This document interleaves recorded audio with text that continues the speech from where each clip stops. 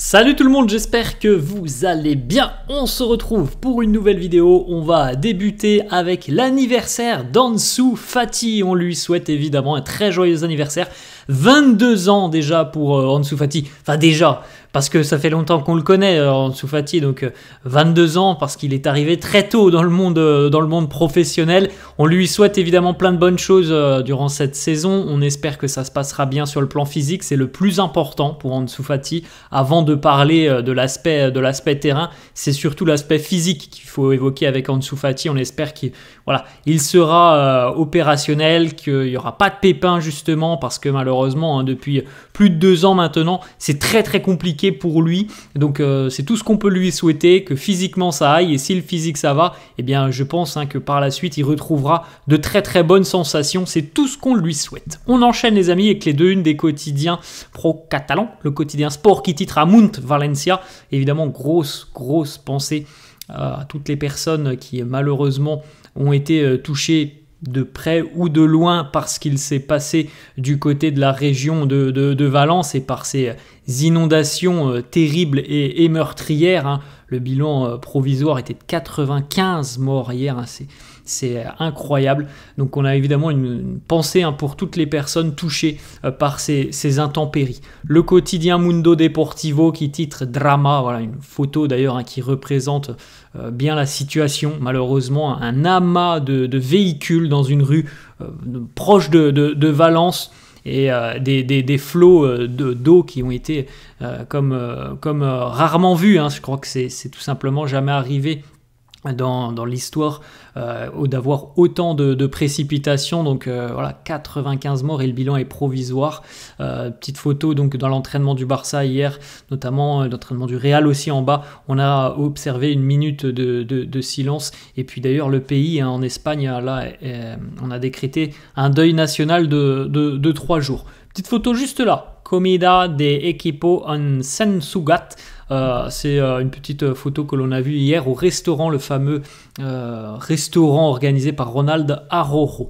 Ferran Torres, c'est lui le joueur qui est le plus impliqué, on va dire ça comme ça, mais le plus touché par ce qui se passe du côté de Valence, puisque Ferran Torres il a joué au FC Valence. Il nous dit mon cœur est brisé de voir ce que les gens de chez moi, de Valence ont subi, dévastés par les eaux. Je ne sais pas s'il y a une consolation pour eux, mais je veux leur envoyer tous mes encouragements et mon soutien à toutes les victimes, à toutes les familles qui sont touchées. Restez forts et reste fort Valencia. On a une petite photo, donc voilà, ça c'était hier au restaurant, donc à l'initiative de Ronald Araujo. Le groupe s'est retrouvé, simplement pour manger évidemment et pour profiter aussi de la bonne période actuelle avec des résultats très satisfaisants. On poursuit avec quelques petites photos. Alors il y avait tout de même entraînement, hier c'était pas jour de repos. On est en train de préparer le match et le derby face à l'Espagnol de ce week-end. Voilà quelques petites photos de la séance d'entraînement. Frenkie de Jong notamment, qui devrait, on l'a dit hier, devrait être titulaire. On aura peut-être des confirmations avec les premières compos d'équipe probables peut-être demain, normalement samedi. Petite photo, l'échange aussi entre Gavi et l'entraîneur Hansi Flick. Gavi qui normalement lui aussi devrait avoir une petite option pour jouer un peu plus que depuis son retour. Normalement on évoque une 20-25 minutes pour Gavi face à l'Espagnol ce week-end. Autre photo, ça c'est l'équipe qui a remporté la petite opposition, comme c'est souvent le cas lors des séances d'entraînement. Donc voilà, on retrouve notamment par exemple Robert Lewandowski présent dans l'équipe, le duo polonais d'ailleurs, Lewandowski aux côtés de Szczęsny, Frenkie de Jong, Fermin Lopez. On enchaîne avec la petite information du quotidien Sport. Les joueurs du côté de Barcelone, le groupe a une très très bonne relation, ça vit bien dans le groupe catalan. Bon, de toute façon, il n'y a pas forcément de surprise avec cette information. Je pense qu'en général, lorsque les résultats sont aussi bons, c'est qu'il y a quand même une entente dans un groupe. Donc on peut le constater sur le terrain, on peut le constater aussi en dehors. Le repas d'hier, mais on voit toujours beaucoup de sourires lors des séances d'entraînement, donc tout le monde s'entend très très bien. Il y a une communication qui est très intéressante aussi entre les jeunes et les vétérans. Voilà, il y a un peu ce mix aussi avec l'expérience par exemple d'un Lewandowski, d'un Szczesny aussi par exemple, avec la jeunesse aussi, voilà, d'un Koubarsi, d'un Lamine Yamal par exemple. On poursuit avec une petite information, donc à 72 heures maintenant du derby face à l'Espagnol. Eric Garcia travaille dur pour essayer de revenir à temps pour affronter l'Espagnol ce week-end. Bon, je ne sais pas s'il sera disponible, en tout cas, on peut penser normalement qu'il sera apte pour le match de Ligue des Champions la semaine prochaine. C'est la tendance. Alors, si tout se passe bien, peut-être qu'il reviendra à temps pour l'Espagnol, mais normalement, on devrait au moins le voir en Ligue des Champions la semaine prochaine. On continue avec 2-3 petites informations qui concernent un blessé de longue date, Andreas Christensen. Hansi Flick apprécie beaucoup le profil d'Andreas Christensen. Le manager du Barça espère le voir revenir rapidement pour pouvoir aussi laisser un petit peu de repos à Inigo Martinez et à Pau Koubarsi, qui ont besoin aussi parfois d'aller faire un petit tour sur le banc pour souffler un peu.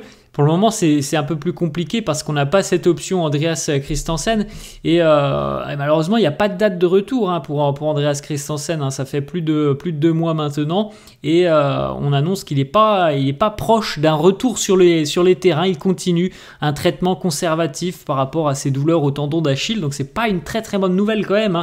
Hansi Flick, il a envie de le voir revenir. Il apprécie son profil. Mais il n'y a absolument aucune date de retour pour le moment et on n'est même pas proche, selon les informations, de le voir revenir sur les terrains. Donc c'est quand même pas très rassurant. D'ailleurs, autre information, lorsque Dani Olmo est arrivé cet été, il a fallu faire un choix et étant donné que Christensen était blessé, on a enregistré à la hâte un petit peu Dani Olmo. Et donc maintenant, du côté du Barça, on va tenter d'enregistrer le plus rapidement possible aussi Andreas Christensen, pour qu'il n'y ait pas non plus une latence lorsqu'il va revenir. On continue avec une petite déclaration d'Inigo Martinez qui nous parle de Lamine Yamal. Est-ce que c'est la nouvelle star? Inigo Martinez qui nous dit bien sûr, nous sommes face à une nouvelle grande star. Je n'ai aucun doute qu'il en sera ainsi. Il a encore beaucoup à offrir. Il faut juste être patient avec lui car nous savons tous qu'il est très jeune et tout viendra en son temps. Mais profitons-en car c'est un joueur différent des autres. Il y a déjà beaucoup de choses qui sont arrivées avec Lamine Yamal, malgré son jeune âge, et même pas majeur, mais on a déjà vu les statistiques hallucinantes de Lamine Yamal et les records qu'il a déjà fait tomber. Oui, je pense qu'on a véritablement une nouvelle star en la personne de Lamine Yamal. Autre déclat d'Inigo Martinez qui là cette fois-ci nous parle de Pau Koubarsi. Il nous dit: Koubarsi pourrait être mon fils. C'est fou. Le travail qu'il fait, la qualité qu'il possède, la maturité qu'il a à 17 ans, ce n'est pas un hasard. Il y a plusieurs autres jeunes dans l'équipe et cela montre le travail que fait la Masia. Évidemment, ça, c'est quand même l'un des gros points positifs du Barça, cette faculté à ce que les jeunes, c'est pas une généralité, mais beaucoup de jeunes, il n'y en a pas 100% non plus qui sortent, mais il y a quand même beaucoup de jeunes qui sortent du centre de formation et qui réussissent à s'imposer en équipe première, à se faire une place, à avoir un rôle important au sein de l'équipe première. Et ça, forcément, ça se retranscrit sur le terrain, parce que ce sont des jeunes qui jouent ensemble depuis très très longtemps, et ça se retranscrit sur le terrain avec l'équipe A. Et c'est des joueurs aussi qui transpire les valeurs du club, donc c'est vraiment quelque chose assez fort au sein du Barça. On poursuit avec une petite page Rafinha. Rafinha est le joueur qui a créé le plus d'opportunités cette saison en Liga, avec 39 opportunités, c'est le record tout simplement sur les 5 grands championnats. C'est aussi le joueur qui a créé le plus de grosses occasions en Liga, mais aussi parmi les 5 grands championnats. C'est le numéro 1 tout simplement sur ces deux catégories. Rafinha et le Barça, on le voit depuis le début de saison, c'est une attaque surpuissante. Regardez cette statistique, 37 buts inscrits par le Barça depuis le début de saison en Liga. C'est monstrueux parce qu'en deuxième, on retrouve le Real avec 21, Villarreal avec 20, et donc en quatrième position, Bilbao 17, le Celta 17. Et donc à partir de la quatrième position, on a déjà inscrit 2 fois moins de buts que le Barça. C'est hallucinant. On l'a vu, la stat, les amis, c'est assez dingue. C'est le 2e plus haut total de l'histoire du FC Barcelone. 37 buts inscrits inscrits pour les Catalans. Après 11 journées, c'est monumental. On continue avec une autre information sur Rafinha. Le Barça est en train de considérer très sérieusement l'option et l'opportunité de prolonger le contrat du Brésilien. Après avoir atteint la barre des 100 matchs, Rafinha est un joueur heureux du côté de Barcelone. Il peut s'exprimer sur le terrain, en dehors du terrain. On l'a déjà dit, il y a eu des débuts difficiles pour Rafinha, mais c'est logique, hein. C'est l'adaptation, nouveau championnat, nouvelle équipe, l'exigence que requiert un club comme le Barça. Mais là, on est en train certainement d'avoir un Rafinha qui est à son meilleur niveau déjà depuis quelques temps. Et évidemment que du côté du Barça, eh bien on a envie de poursuivre l'aventure avec lui, parce que j'ai vu passer l'information il y a 2-3 jours. Manchester City garde déjà un œil très attentif sur la situation de Rafinha. On poursuit avec 2 petites déclats de Rafinha qui nous dit: le meilleur entraîneur du monde peut venir, mais si les joueurs ne sont pas prêts, ils ne gagneront rien.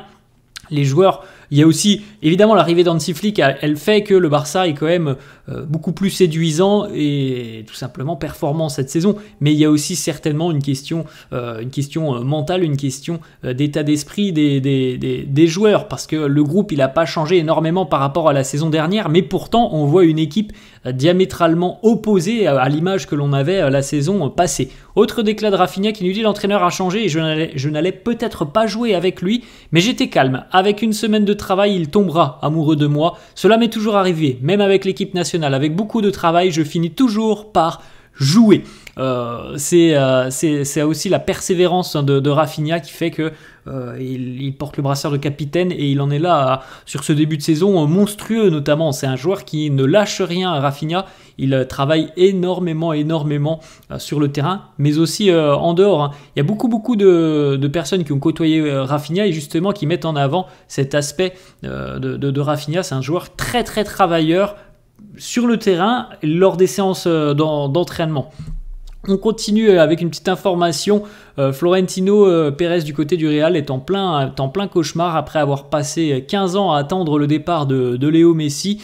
La Masia a cette fois-ci sorti un nouveau prodige, Lamine Yamal. C'est vrai que on pouvait penser que il y allait avoir des périodes creuses du côté de Barcelone. Alors il y a eu des années évidemment compliquées, mais là on est quand même sur une nouvelle page qui est en train de s'ouvrir déjà depuis quelques temps maintenant, avec l'émergence de jeunes talents très prometteurs. Les Yamal, les Pedri, les Gavi, les Koubarsi, les Fermin, les Hector Fort, il y en a énormément, hein. Donc il y a une nouvelle page qui s'ouvre, et il est vrai que Lamine Yamal semble être le joueur, on va dire ça comme ça, mais qui se rapproche le plus entre guillemets de Léo Messi, dans le sens le projet. On sait que le projet avant autour du Barça c'était Messi. On peut penser que le projet Barça pour les prochaines années c'est autour de Lamine Yamal. Petite photo d'ailleurs repostée sur Instagram par Lamine Yamal qui titre quel trio, what a trio. Meilleur trio d'attaquants de Liga, meilleur trio d'attaquants du monde, hein, certainement à l'heure actuelle. La triplette Lewandowski, Lamine Yamal et Rafinha. Robert Lewandowski a déjà marqué 14 buts d'ailleurs cette saison en Liga. C'est plus que 13 équipes de Liga, c'est monstrueux. Lewandowski à lui tout seul, évidemment grâce à ses coéquipiers qui le servent bien, mais ces 14 buts c'est déjà plus que le Betis, Mallorca, Vallecano, le Rayo Vallecano, Séville, la Real Sociedad, Gérone, Leganés, Getafe, Alaves, l'Espagnol Barcelone et ses 10 réalisations, Las Palmas, Valladolid ou encore Valence. On poursuit les amis avec une petite stat intéressante sur le Classico de la semaine dernière. Ça concerne les distances parcourues, les kilomètres parcourus par les joueurs, et donc le top 5 de cette rencontre où l'on retrouve 4 joueurs du Barça, un seul joueur du Real en plein milieu en 3ème position, c'est Lucas Vazquez. Du côté du Barça, numéro 1, Pedri, avec plus de 11 km pour Pedri, Jules Koundé à peu près 10,5, Rafinha un petit peu plus de 10 et Baldé pareil, un petit peu plus de 10. C'est des stats évidemment qui montrent à quel point aussi le Barça a été encore une fois dans la lignée de ce qu'il fait depuis le début de saison, avec une débauche d'énergie qui est très importante, qui est colossale, parce que c'est pas anodin d'avoir 4 joueurs dans le top 5 des distances parcourues. Ça montre à quel point le Barça a très envie d'agresser l'adversaire pour récupérer le ballon le plus rapidement possible. On poursuit avec cette petite photo. Alors ça, c'est sur le but refusé à Kylian Mbappé, donc le hors-jeu de Kylian Mbappé. Il faut savoir que cette année, donc on l'a vu, hein, il y a, je crois on est à 77 hors-jeu pour le Barça depuis le début de saison, qu'ils ont fait subir à leur adversaire, et 11 buts inscrits ont été donc annulés contre le Barça. C'est une stat assez intéressante, donc 11 buts refusés pour des hors-jeu. Voilà, félicitations à la ligne défensive, félicitations aussi aux équipes vidéo d'Hansi Flick et aux consignes d'Hansi Flick. On poursuit avec une petite information mercato. Le Barça toujours très intéressé par Rafael Leao. Le Barça surveille l'évolution du prix du joueur. C'est assez cher, hein, Rafael Leao, et surtout parce que très récemment, ça n'a pas été toujours la bonne entente cordiale entre Leao et l'entraîneur milanais. Et parfois, il a perdu des minutes, il a parfois même été un peu écarté du 11 titulaire, donc peut-être que Leao aura des envies de départ l'année prochaine. Ça, on peut pas le dire à l'heure actuelle, parce qu'il est quand même très attaché à Milan. Il l'a déjà dit à plusieurs reprises. Milan m'a tout donné, je suis loyal envers le club. Mais la tendance, là, c'est vrai quand même qu'il y a des difficultés un petit peu en interne avec l'entraîneur, et ça peut bénéficier évidemment aux clubs intéressés comme le Barça. Autre information, la signature de Diogo Costa semble plus compliquée qu'auparavant, puisqu'il semblerait que le Bayern soit passé devant et que le Bayern soit assez intéressé par le portier international portugais. Voilà les amis, la fin de cette vidéo, j'espère que ça vous a plu. Merci à tous ceux qui s'abonnent à la chaîne, franchement ça fait hyper plaisir les amis, merci beaucoup. N'hésitez pas à vous abonner à la chaîne, n'hésitez pas à lâcher un petit pouce bleu, merci à tous ceux qui le font, je vous souhaite une bonne journée, je vous dis à la prochaine. Ciao.